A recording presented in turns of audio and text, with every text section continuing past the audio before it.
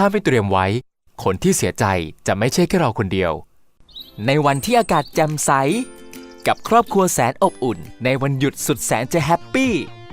เย่เย่พี่หมีมาแล้วพี่หมีออกมาแล้วพ่อค้าแม่ค้าดูสิ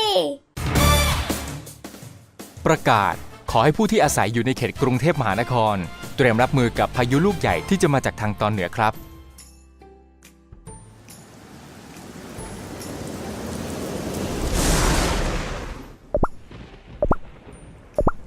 พ่อคะน้ำรั่วจากเพดานอีกแล้ว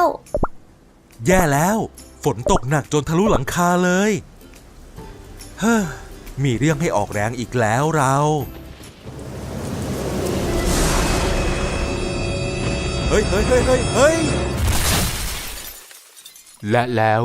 เรื่องราวที่ไม่คาดคิดก็เกิดขึ้นแม่คะหนูคิดถึงพ่อจากนี้ไปใครล่ะจะมาดูแลครอบครัวที่เหลือภาระต่างๆที่มีจะจัดการยังไงไม่จริงเป็นไปไม่ได้ไม่พ่อคะนี่ผมฝันไปใช่ไหมใช่ค่ะเราดูพี่หมีกันอยู่ดีๆคุณก็ตะโกนขึ้นมาเสียงดังทำเอาตกใจหมดรีบเตรียมตัวดีกว่านะถ้าไม่อยากให้ฝันร้ายกลายเป็นจริง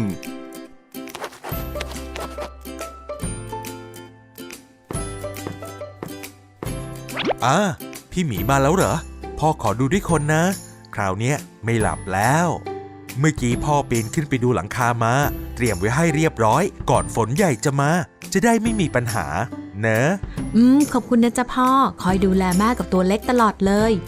เตรียมตัวไว้ตอนนี้ความสุขและอนาคตของพวกเขาจะได้คงอยู่ต่อไปไม่ว่าจะต้องเจอกับอะไร